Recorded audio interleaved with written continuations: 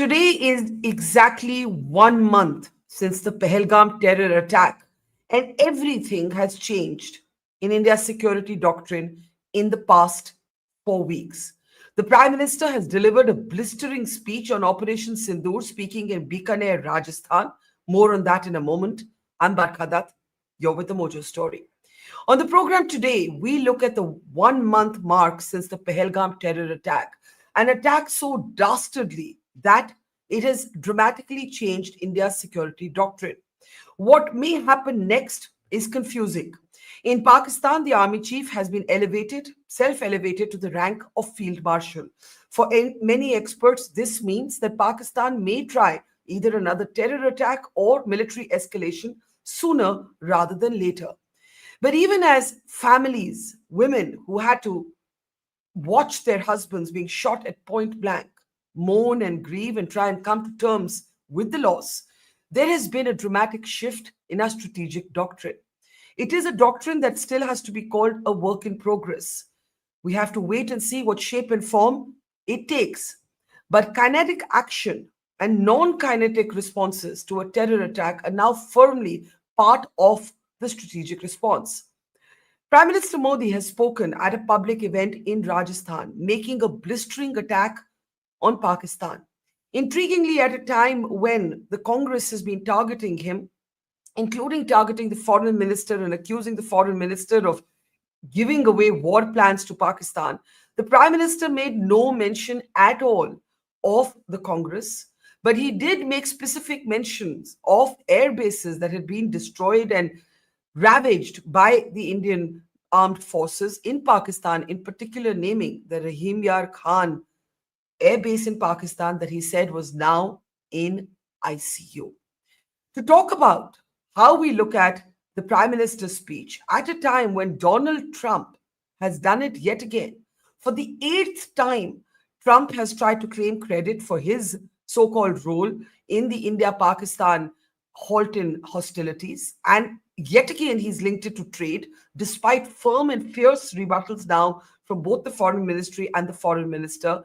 Trump seems hell-bent on ruining the India-US relationship. So a lot to talk about, really. Let me introduce our guests on the program today. Padma Rao, veteran journalist, is with us. Padma, good to have you back with us. Military veteran, General Dhruv Katoch is with us. Always a pleasure, sir. And Kushal Mehra, podcast host, political analyst, is with us as well. Let me get started with, it was a dramatic speech by the Prime Minister, and there many things really to talk about in that speech. Let me play out just one key excerpt from that speech in Bikaner. Take a look. आजादी के बाद पिछले कई दशकों से यही चला आ रहा था। पाकिस्तान आतंक फैलाता था, निर्दोष लोगों की हत्याएं करता था, भारत में डर का माहौल बनाता था, लेकिन पाकिस्तान एक बात भूल गया। अब मां भारती का सेवक मोदी यहां सीना तान कर खड़ा है।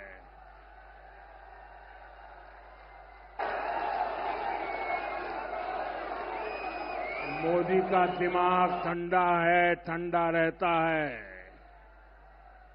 लेकिन मोदी का लहू गर्म होता है।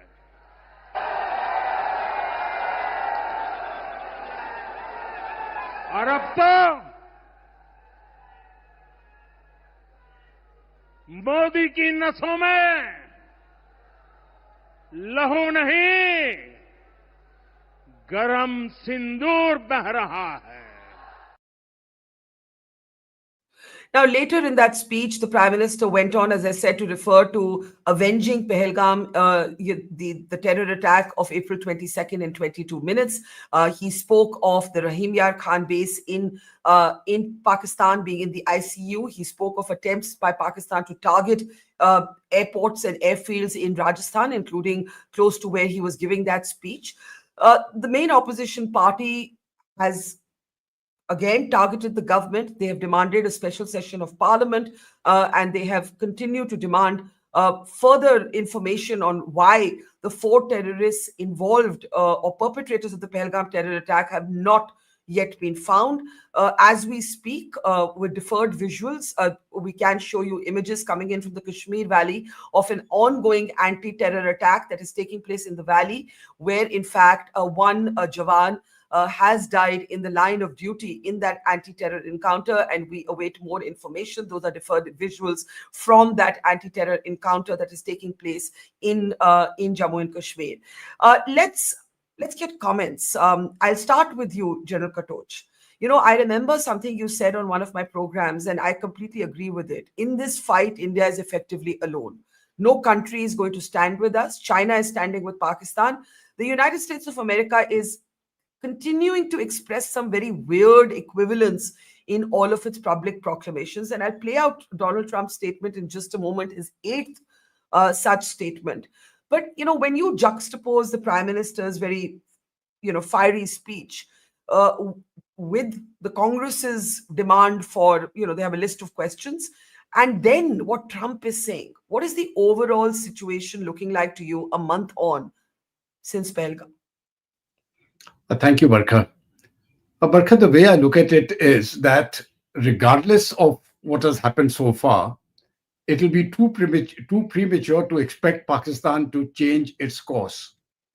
For a very long time, the terrorism which has emanated from Pakistan, the cost has not really been borne by that country.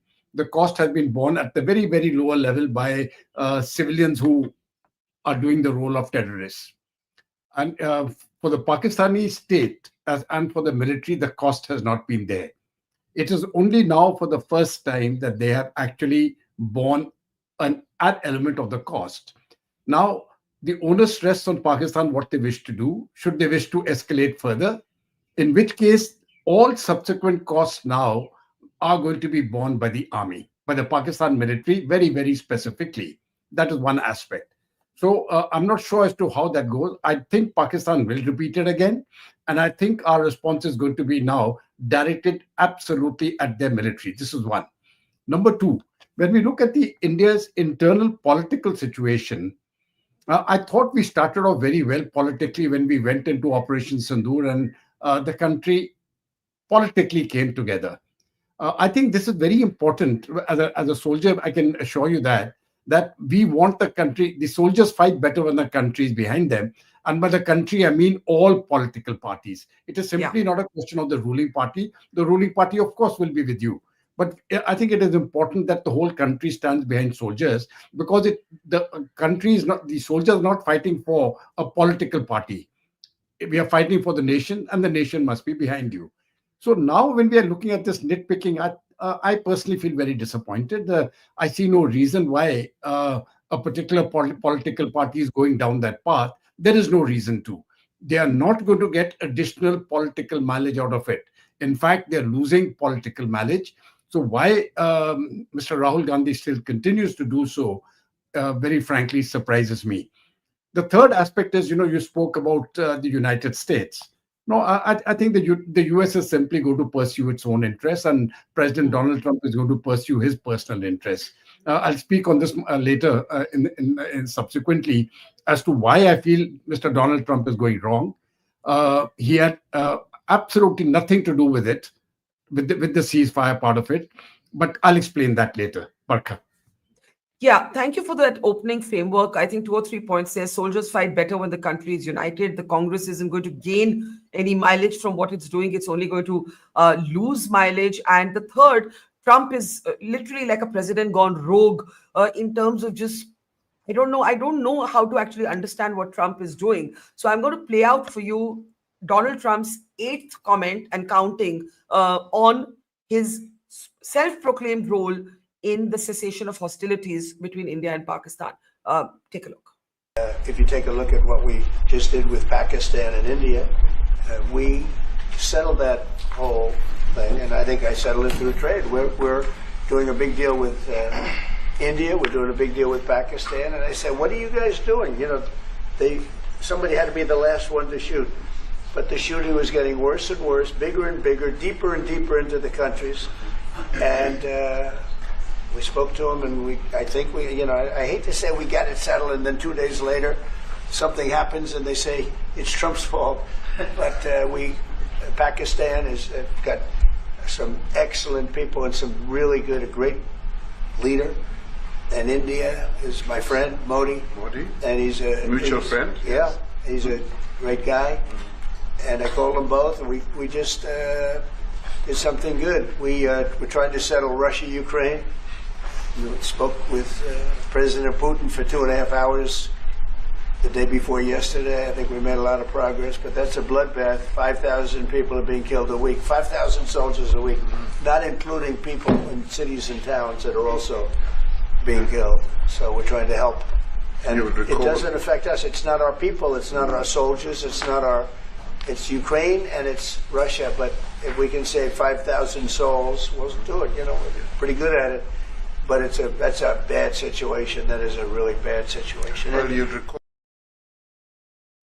So, Kushal, I kept that whole statement, including on Russia, Ukraine, because clearly President Trump is sort of designing himself to be this person who's ending wars everywhere. That's his narrative. The reason I come to you first is that I know Padma and you have either on the same program or separately disagreed on the effectiveness of our messaging.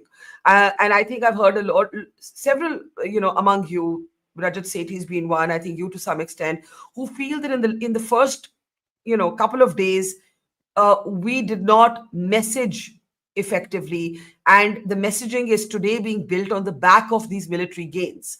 In the past, you had coercive diplomacy and the military was on standby. This time, the military has enabled you to actually leverage those gains, diplomatically.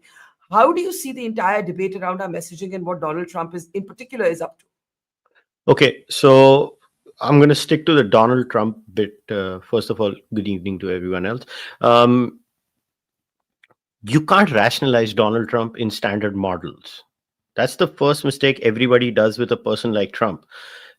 You have to look at Trump as somewhere between a stand-up comic and a clown on the stage, while there is a very systematized methodology to what he does.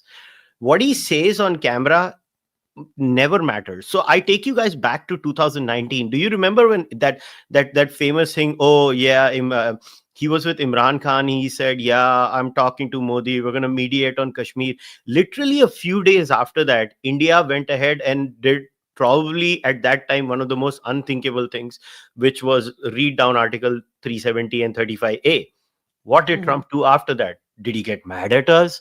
Did he say, "I'm not talking to you"? He went ahead and did what Trump does. He's like, let's sit on the table, let's trade, let's do what's mutually. See, Trump in many ways is what India should want. The most transactional human being ever.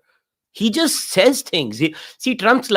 Trump, when he says things on the camera, he's not saying it for the world.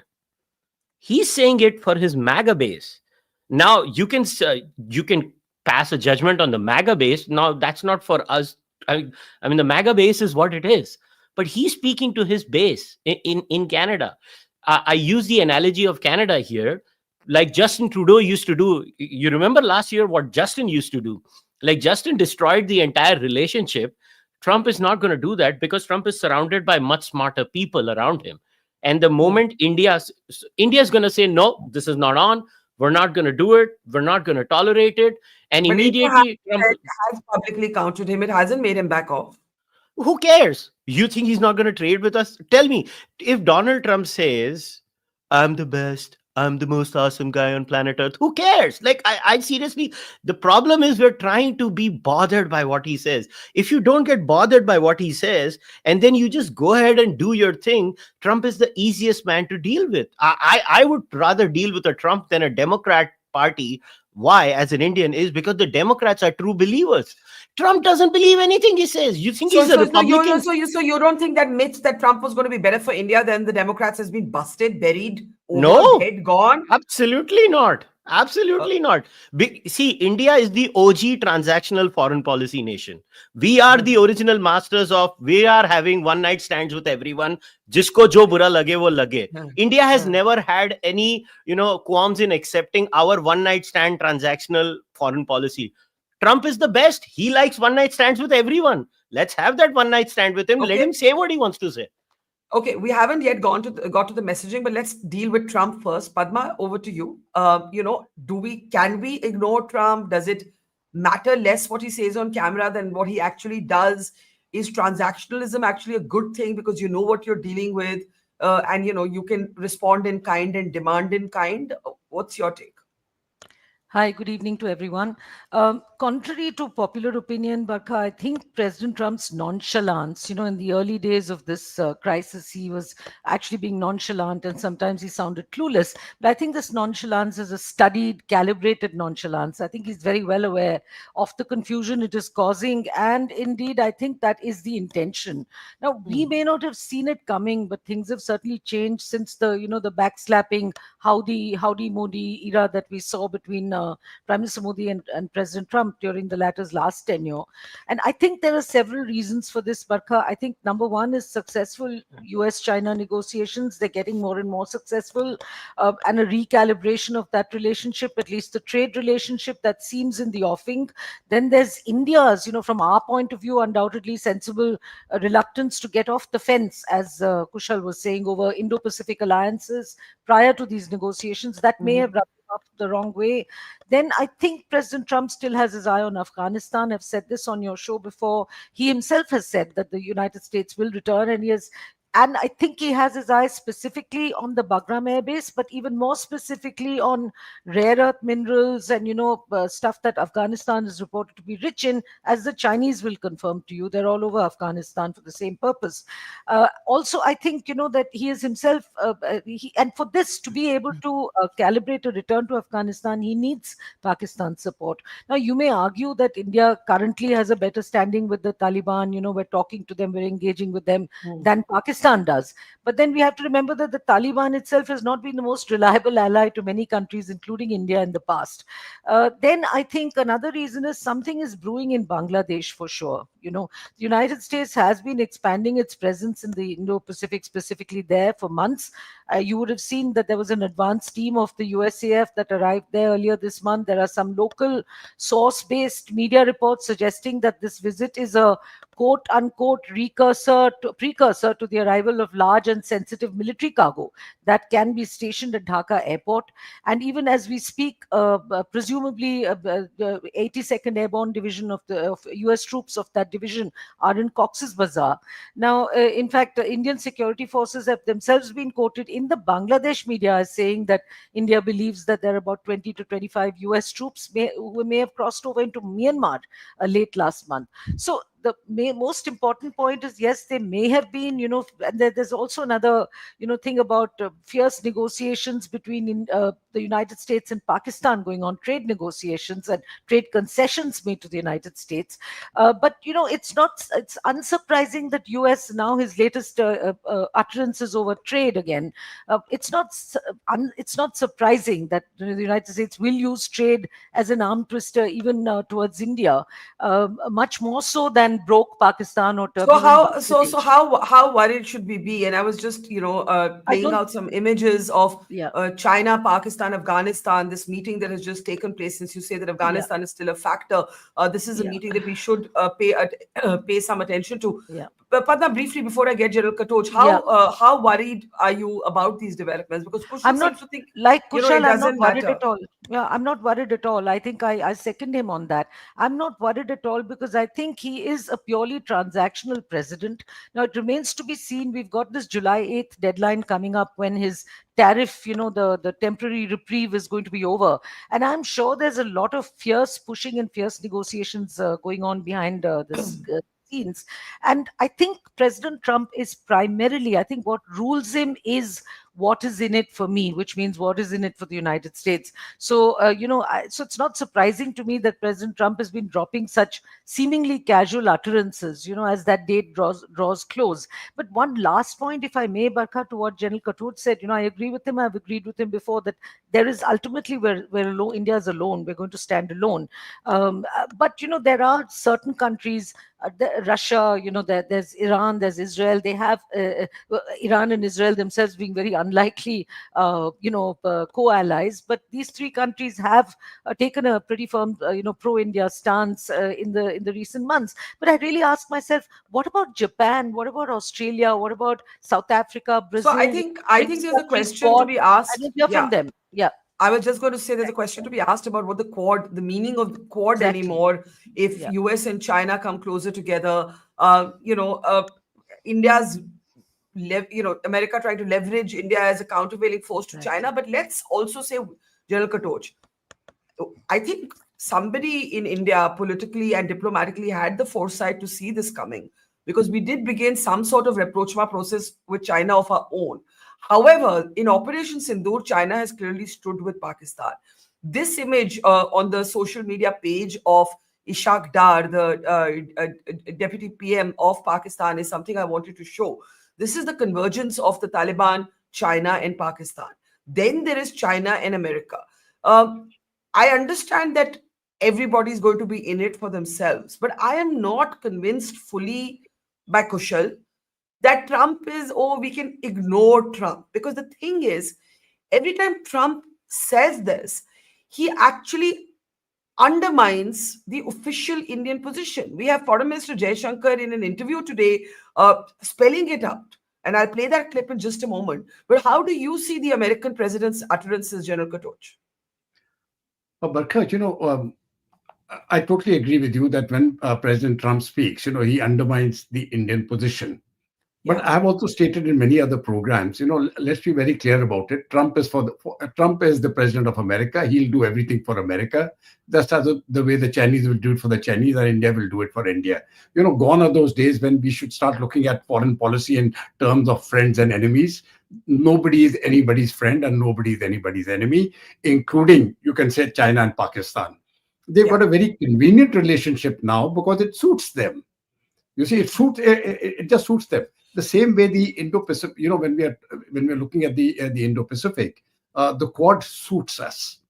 The Quad is the one place where the interests of the US, Japan, Australia, and India converge beautifully. And once we go into the continental, when we're looking into the continental shelf, the Eurasian belt, there our interests don't converge with the United States. We have a different set of interests, and there we have a great divergence with China. So, I think each block has to be looked at differently, the way I have analyzed this. So I'm particularly not too much concerned about President Trump that way, he will do what he thinks is the best for the United States. But when I look at it, and I agree with both the two speakers previous to me. Both of them have expressed it beautifully. But the way I see it, when we are looking at Trump and when we are looking at the alternative, I'm not talking of the alternative Republican, the alternative, the Democrats. I think we're far better off. I would always trust regardless of President Trump, I would trust the Republicans and not the Democrats, because every policy of the Democrats, I think, has been very hurtful to India. And while I'm not saying that the policies of Trump will be favorable to India, but in foreign policy, we are not looking at favorites. We are looking at who can give the less damage. And in my view, the less damage will be caused by a Trump presidency than by a Biden or by a Democratic presidency of Kamala Harris or anybody else who comes up. So it is really looking at the losses. Then the other point, when we're looking at India will be friendly with Japan and Australia and all that, and none of them will do anything to hurt our interests.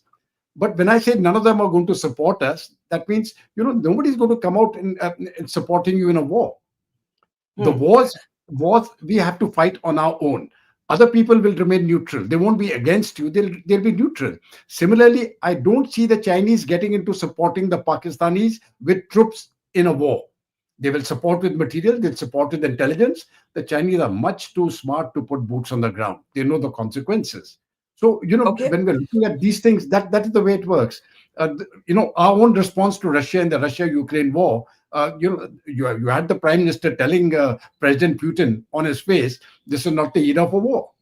So, Yeah. do we expect them now to support our war? Obviously not. But they'll Yeah. remain neutral, and I think that's a pretty happy state. But Okay, thanks, sir. Let me get Kushal and Padma. Just 1 second, if I can bring him in on this point that there seems to be a consensus among the three of you that okay, Trump's not standing with us, but who cares? How does it matter? He's in it for himself. We have to be in it for ourselves.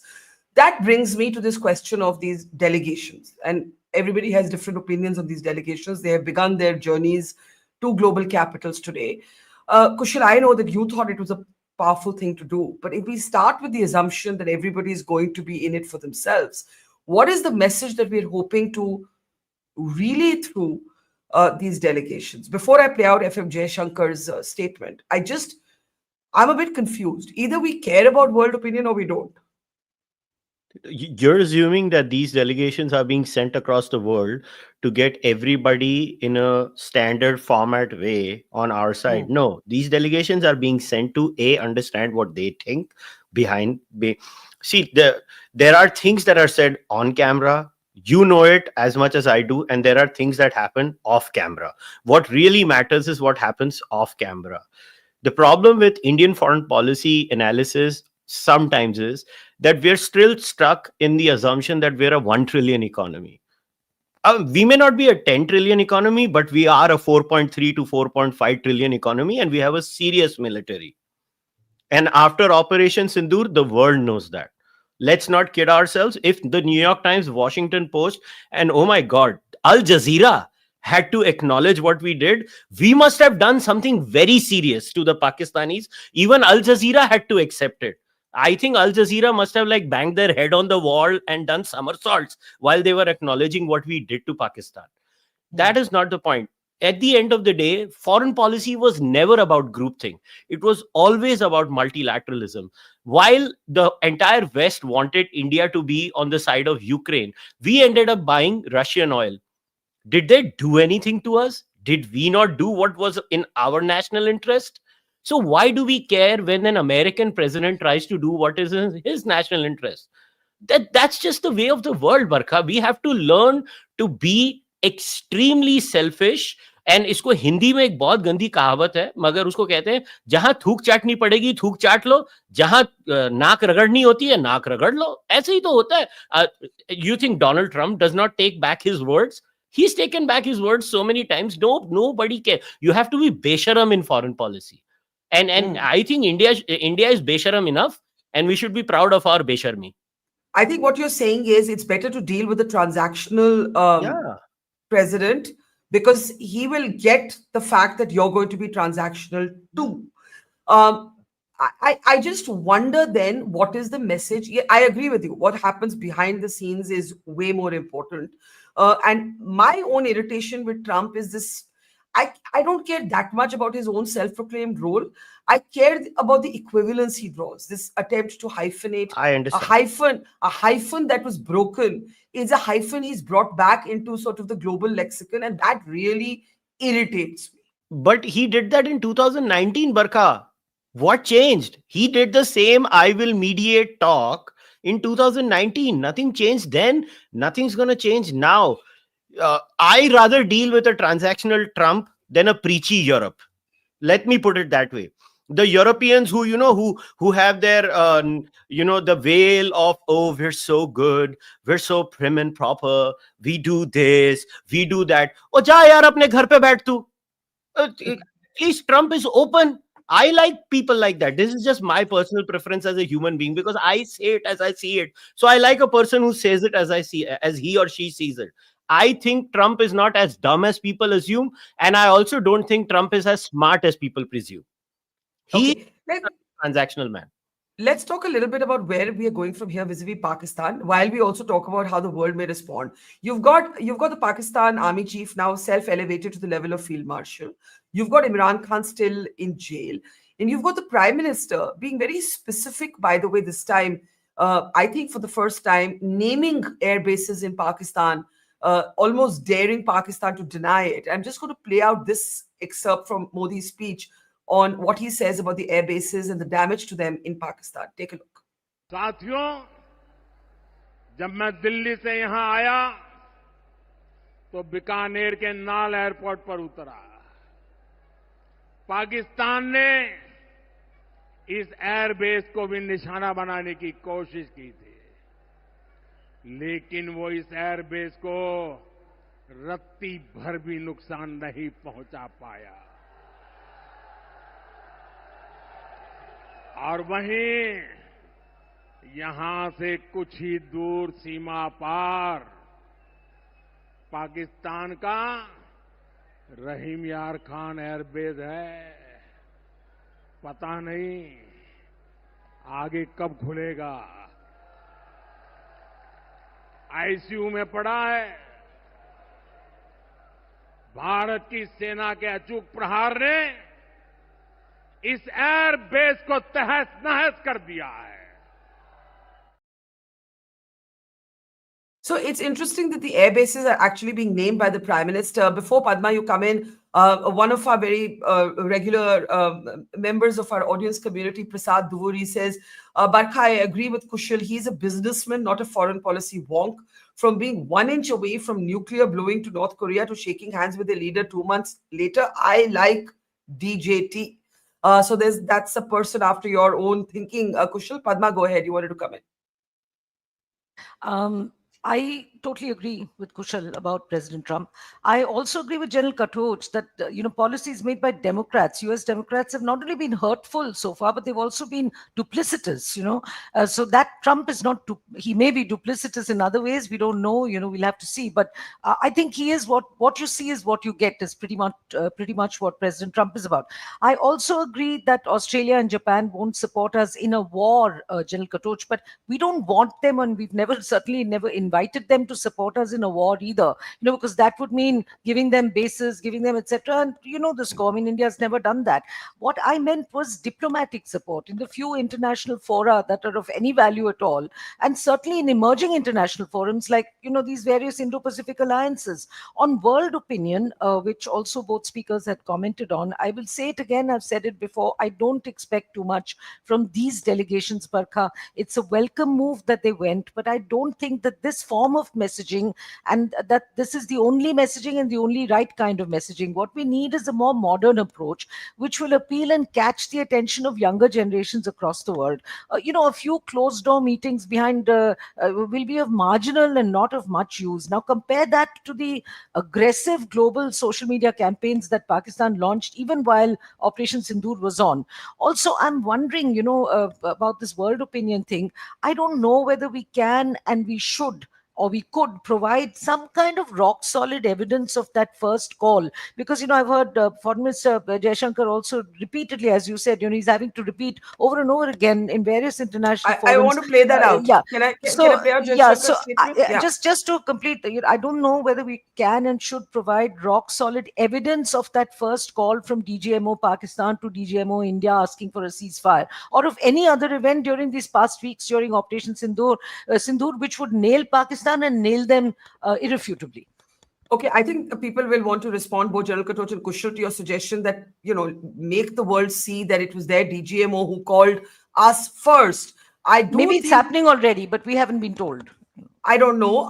It would be unusual for the DGMO hotlines conversations to be placed in public domain. However, I will play out for you FM Jaishankar's account of what happened, again busting this allegation made even here at home, unfortunately, either that he informed Pakistan or that Trump had any role in it. Take a look at this clip. The cessation of firing and military action was something which was negotiated directly between India and Pakistan. We made one thing very clear to everybody who spoke to us, not just United States, but to everybody, saying, look, if the Pakistanis want to stop firing, they need to tell us. We need to hear it from them. Their general has to call up our general and say this. And that is what happened. So that's very clear. Like, right? He's saying their general has to call up our general, and that is what happened. General Katoch, he doesn't deny that the Americans were talking. He says, we told the Americans, you want this to happen, they want this to happen, tell them to call us, tell them to back off. They've got to blink first, right? But I think what Padma is saying is, did we there's one mistake I think we made in with the benefit of hindsight. When the cessation of hostilities was announced, I remember being in a border village in Jammu looking at a shell that had come in from the Pakistani side into the home of a villager who was so frightened he had kept it under a plastic bucket and called the BSF because he didn't know what to do. And it felt that day that we were at near war. Trump made his announcement and we made a 30-second announcement. Like, we literally came out, we said 30 seconds, then we went away. I feel like if at that time we had been a little more elaborate, a little more detailed, like we have been now, a little more expansive, that first comment maybe confused the people of India even. They were like, kya ho raha hai? Now, since then, the Prime Minister has spoken multiple times, so I think there's a lot more sense of calm about what happened. The satellite images are out. We've seen the details of the airbases that were destroyed. We understand it now. But maybe in that first instance, we didn't. I don't know what you think, General Katoch. And to Padma's point, that why don't we just release, transcripts of the calls between the two DGMOs? Right. As far as the transcript of the calls is concerned, the point is Pakistan hasn't denied anything. They haven't made any statement to contradicting the Indian stand. And I'm not really sure whether these transcripts, they're supposed to be secret, confidential transcripts which take place between the DGMOs. Correct. And everything is recorded with time and place and second. So there is, if it actually comes out in the public domain, then Padma ji is absolutely right. Doodh ka doodh, pani ka pani ho jayega. So I've got no doubts. But, the question is, when we look at it sequentially, and this I'm telling you because I'm privy to some of the things, Yeah. Right from the start of the operation, that means before we had even hit those 9 targets, India was very clear in the mind that we don't want to escalate. The whole point was we don't want it to lead to a full-scale war. But we were prepared to fight a full-scale war. There are two different things. So we were prepared to, if it comes to that, we'll fight. But we will try to keep the escalation levels to the lowest possible. That was really the planning. So at the very first phase, when you took out those 9 targets, we ranked them up. Our DGMO spoke to the DGMO and, they passed the message. We have hit 9 targets. They are terrorist targets. We have not taken your civilians and we have not hit the military structures. We are stopping. But if you escalate, we'll escalate again. Ultimately, the escalation had to end with us and without a Pakistani response. That was the message. Now, it didn't work. So we went to the second night. That didn't work. We went to the third night. At the third night, the Pakistanis went to the Americans. Yeah.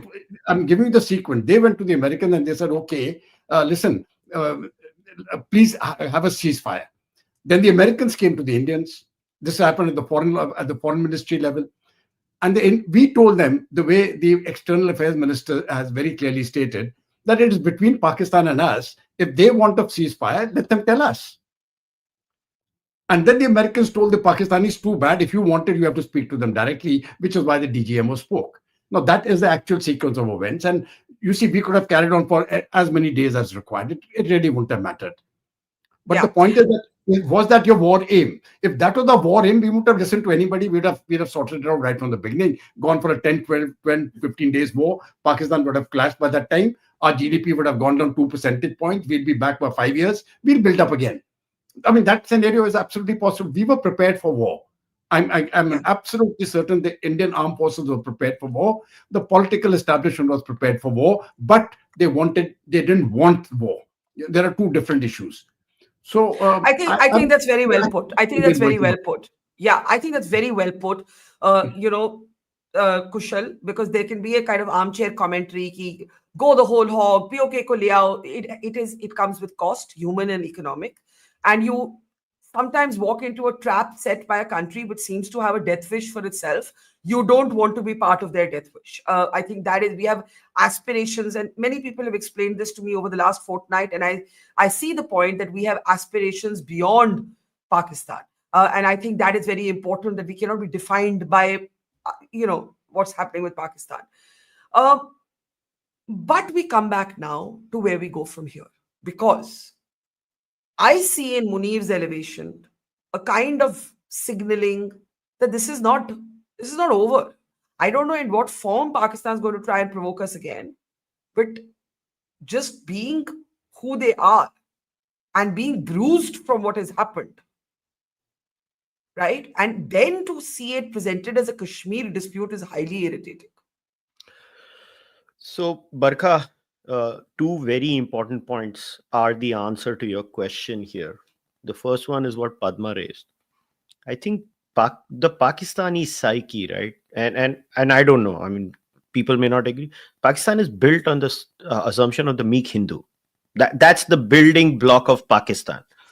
What Padma has suggested is the biggest answer to that. Inki naak ragdo, call release kar do. You release that call, right? It hits them where it hurts the most. That's all I can say, because your program is very civilized, unlike mine. So you hit them where it hurts the most. Unki naak ragadne se, and I think what General Katoch is saying is spot on. वो वाला वो राजकुमार का dialogue था ना, वो हम तुम्हें मारेंगे, हम जरूर मारेंगे, मगर वो वक्त भी हमारा होगा, वो जगह भी हमारी होगी. मतलब see, India's response since 2014 has been very calibrated to Pakistan. Our response post the Modi attempt with Nawaz Sharif was कि अब तू है ना मेरे लिए एक साइड किक है. वो जैसे वो फिल्म में होता था ना, एक वो क्राउड में एक आदमी होता था जो हमेशा बोलता था, देख मैं वो गाने में आया, मेरा फोटो आया गाने में. We were treating Pakistan like the sideshow while we were focusing on China.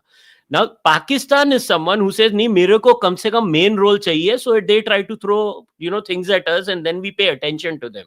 So now we might have to recalibrate our response, where we'll be like, I will give you attention, and my attention means this, where your air bases get bombed, where you get humiliated by releasing the calls. So I think that is the answer to your question, Barkha. We have to see, Pakistan only understands, the Punjabi mind only understands the language of aggression, and Pakistan is Punjabi. And so are we, by the way. Yeah, you but and me. is Punjabi, na? They got the kachra of Punjab. I mean, I'm being very clear. क्या मेरे को क्या शर्म आती है? People have that, मैं जिन्हें लाहौर नहीं वेख्या वो जमिया ही नहीं मैं नहीं लाहौर वेखना, मैं नहीं जाना उधर, नहीं जाना मेरे को उधर. I am very happy in my Amritsar. So, we have to be very clear. We have to rub their nose on the ground. Actually, the answer lies in the two suggestions that have been given by the guests over here, other than me. If we do that, इनकी वैसी ही हेकड़ी निकल जानी है. On the Asim Munir bit, imagine वो पता नहीं बनियान उल चड्डी, पता नहीं क्या वो प्रोग्राम है उनका, वो उसके बाद वो अपने आप को फील्ड मार्शल बना रहा है और पता चले कि उसके लोग कॉल करके भीख मांग रहे हैं और हमने कॉल रिलीज कर दी है. Do you know how much of an insult it is for them? Then they will do that cheap pirated version, call का version. They respond to us. You have seen, we go to a airbase, they go to a airbase. We release one person, they release one person. We release a call, they will release a AI call. So let them do that. But we have to insult Pakistan like that. Okay. I have time for just last comments. Padma and then General Katoch. Yeah, Padma. Up to now, we're all saying, we said, they said, we said, we are saying, they are saying. When I said provide solid evidence, but in the meantime, as Kushal was speaking, I had one thought. Kushal, when we provide photos, the world community says they're false. If we provide audio evidence, they will invariably say it was doctored. I mean, Osama is an example. Despite finding Osama in Pakistan, nobody believes us, now. So I think we should release these, first give this evidence for forensic examination, double examination to a country like Israel, say, which has come out unabashedly in support of India, and then publicize their results, which will undoubtedly be favorable. And what we should do now, where we should, how we go forward, Barkha, to your question, I think India should carry on regardless and really focus on our economy and also on terrible domestic standards like the recent and inevitable annual flooding in nearly all cities of India. I mean, this is a crying shame, and it makes us a laughing stock, and we're all over the social media. The world is a wide open space. So we really have to build ourselves into the formidable country that we claim to be, and we really are. Yeah. General Katoch, just on Munir, last point, how you see his elevation as Field Marshal and what that might mean for our security concerns. Frankly, with Munir elevating himself to the Field Marshal rank, I think it is going to be very problematic for Pakistan, and I think it's going to be very problematic for him. Now, for him to interfere with India, he is going to be very cautious because the consequences, perhaps he may not be able to bear. And he's the field marshal now. So all the responsibility rests on his shoulders. Earlier, it was a divided responsibility. Now it is a single point responsibility. I don't think he's a man enough to take it. So he is going to be very, very careful. And our response, it is not necessary for India now to go kinetic every time. I think our non-kinetic measures are going to be far more hurtful than the others, especially that one beautiful little river, the Chenab. Yeah. You control the Chenab, you control Pakistan. Don't worry about the Indus, you can't do anything. Jhelum, koi farak nahi padta hai. Chenab, the key. And once you got that key, you got Pakistan on their knees, and Field Marshal Munir, Asim Munir, will behave like a little pet poodle. He will behave. All right. We'll end on that note. Once you control the Chenab, you control Pakistan. You've certainly left Kushal in a very good mood with your last comments, General Katoch. He's having a big chuckle there. Thank you so much to Kushal, to General Katoch, to Padma Rao. Pleasure as always. And to our audience, thank you. And see you soon. Thank you, Barkha. Thank you. Thank you. It's great to see you here. Thank you for watching our work. If you haven't subscribed yet, don't forget to click the bell icon and subscribe to Mojo Story and support independent, robust journalism.